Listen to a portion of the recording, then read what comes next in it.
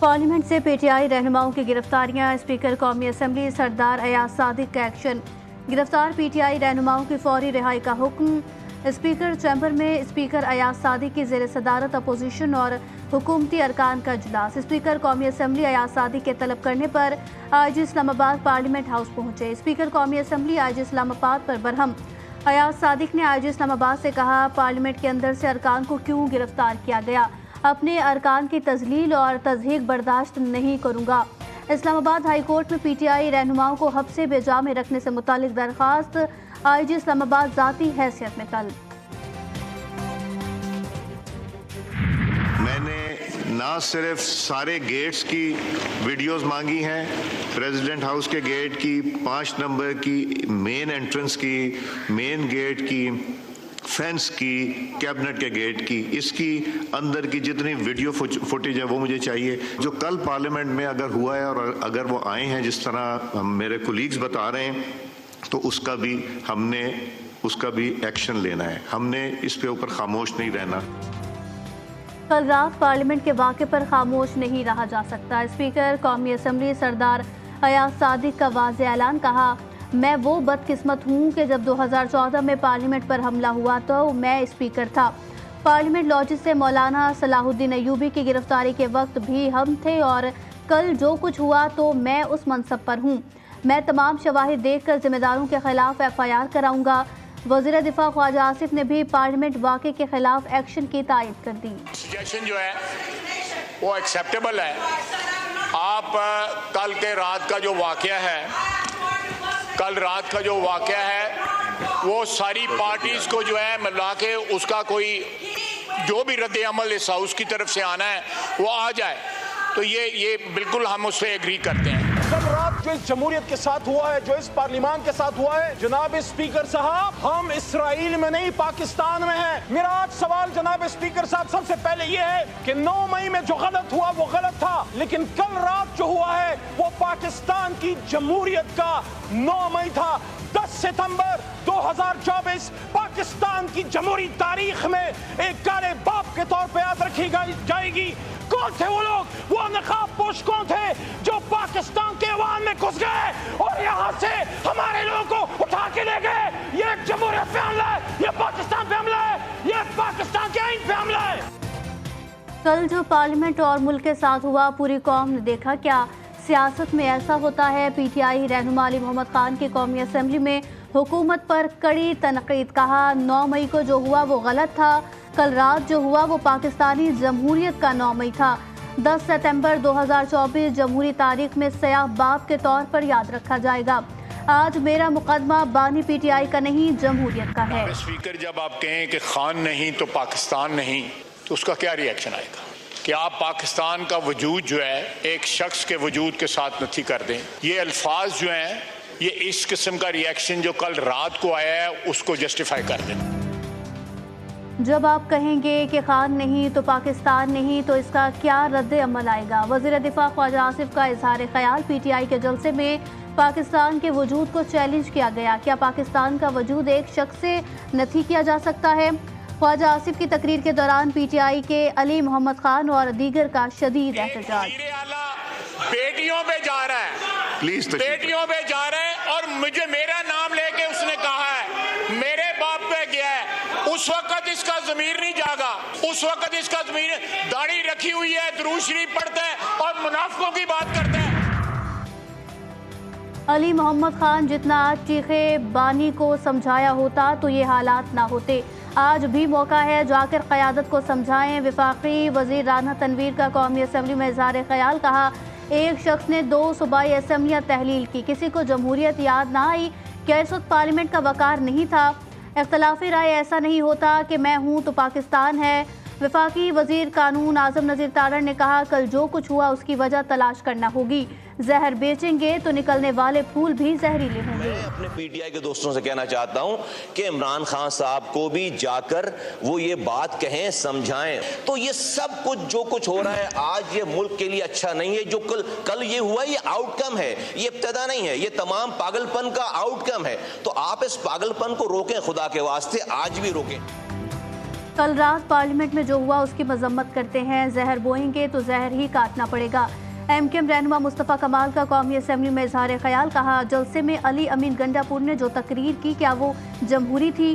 कल के वाक़े की कोई तायद नहीं कर सकता। हुकूमत और अपोजिशन वाले दोनों को कहता हूं कि अब ब्रेक लगाएं।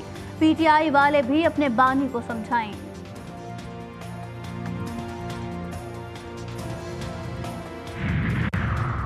वज़ीर आला खैबर पख्तूनख्वा की तवील गुमशुदगी का मामला हल। अली अमीन गंडापुर 8 घंटे गायब रहने के बाद इस्लामाबाद से पेशावर पहुंच गए। पीटीआई एमएनए शाहिद खटक ने अली अमीन गंडापुर से राब्ते की तस्दीक कर दी।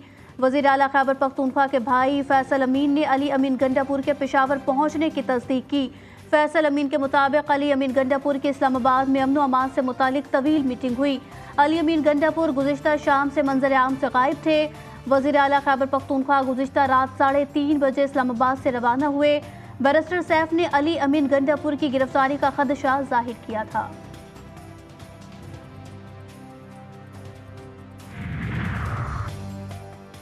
पुलिस का पीटीआई रहनुमाओं के खिलाफ क्रैकडाउन सुबह 4:30 बजे तक जारी रहा। तहरीक इंसाफ के तमाम गिरफ्तार रहनुमा थाना सेक्रेटरीट मुंतकिल। पीटीआई के तमाम गिरफ्तार रहनुमाओं को आज ज़िले अदालत में पेश किया जाएगा। District and session court Islamabad के बाहर एफसी और पुलिस की भारी नफरी तैनात। 30 सितंबर तक सियासी आसमान पर उतार चढ़ाव आएगा। मौसम के हालात तो ये कह रहे हैं मौसम रबर आलूद है और मौसम खराब होगा।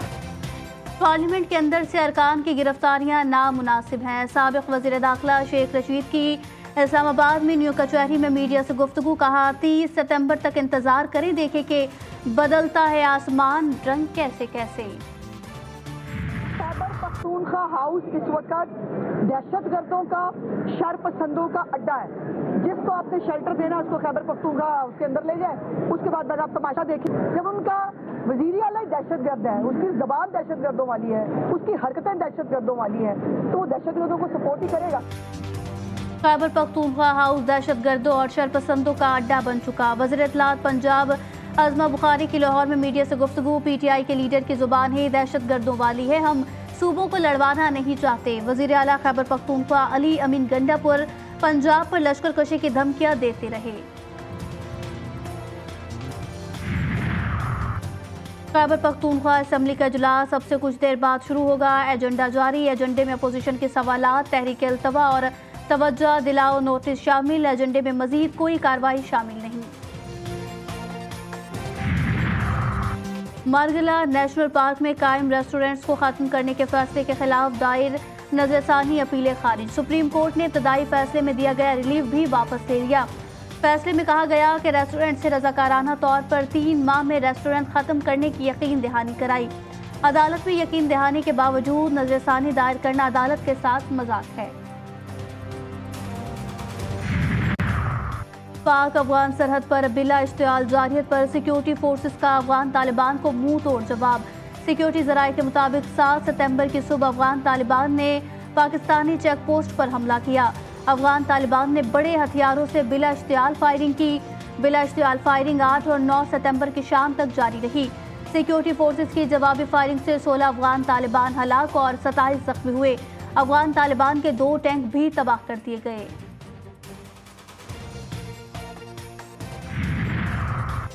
Chairman NADRA lieutenant general Munir अफसर ओहदे पर बहाल। चेयरमैन नादरा की तकर्री को कलअदम करार देने का फैसला मुअत्तल। जस्टिस चौधरी मोहम्मद इकबाल पर मुश्तमिल लाहौर हाई कोर्ट के 2 रुकनी बेंच ने सिंगल बेंच का फैसला मुअत्तल कर दिया। बिजली और पानी की बदतरीन बंदिश पंजाब कॉलोनी के मकीनों का सब्र जवाब दे गया। चौरंगी के मकीन सड़कों पर निकल आए। मुजाहिरीन ने दोनों सड़कों को ट्रैफिक के लिए बंद किया।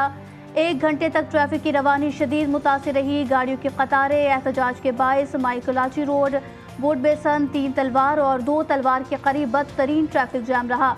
दफातर जाने वाले शहरी रुल गए। कराची में वारदातें करने वाला जाली पुलिस एहलकार गिरफ्तार मुलजिम पुलिस यूनिफॉर्म में नाका लगाकर शहरियों से लूट मार करता था। मुलजिम को गुलबर्ग एप्पो कॉलेज के करीब से गिरफ्तार किया गया। मुलजिम से पुलिस की वर्दी, असलहा, पुलिस जैकेट, जाली कार्ड और मोटरसाइकिल बरामद। मुकदमा दर्ज। जीटीवी न्यूज की खबर का नोटिस। कराची सिटी कोर्ट में आवारा कुत्तों को पकड़ने के लिए टीम पहुंच गई। घंटों की मेहनत के बाद एक कुत्ता ही पकड़ा जा सका। अदालती अहाते में आवारा कुत्तों की मौजूदगी की खबर जीटीवी न्यूज ने नशर की थी।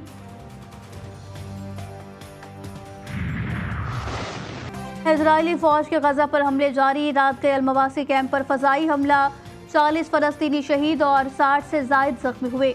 हमास के कमांड सेंटर को भी निशाना बनाया। इजरायली दावा हमास ने तरदीद कर दी। इजरायली फोर्सेस ने मकबूजा मगरबी किनारे में तलकरम और बलाता पनाह गजीन कैंपों पर धावा बोल दिया।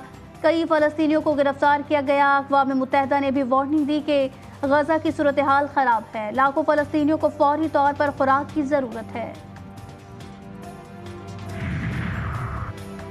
मुत्तहिदा अरब अमारात के एटमी पावर प्लांट की देखभाल और ऑपरेशंस की जिम्मेदारी भारतीय इदारे के हवाले की गई। वली अहद शेख खालिद बिन मोहम्मद बिन जैद का भारत का दौरा। वज़ीर आज़म नरेंद्र मोदी से मुलाकात। रिपब्लिकन सदारती उम्मीदवार डोनाल्ड ट्रंप और डेमोक्रेटिक उम्मीदवार कैमला हैरिस के दरमियान पहला मुबाहिसा कल सुबह होगा। अमरीकी मीडिया के मुताबिक साबिक सदर ट्रंप और मौजूदा नायब सदर कैमला हैरिस अमरीकी शहर में मंगल के शब मद्दे मुकाबिल होंगे। अमरीकी मीडिया के मुताबिक 90 मिनट के मुबाहिसे के कवायद ट्रंप बाइडन सदारती मुबाहिसे वाले ही हैं।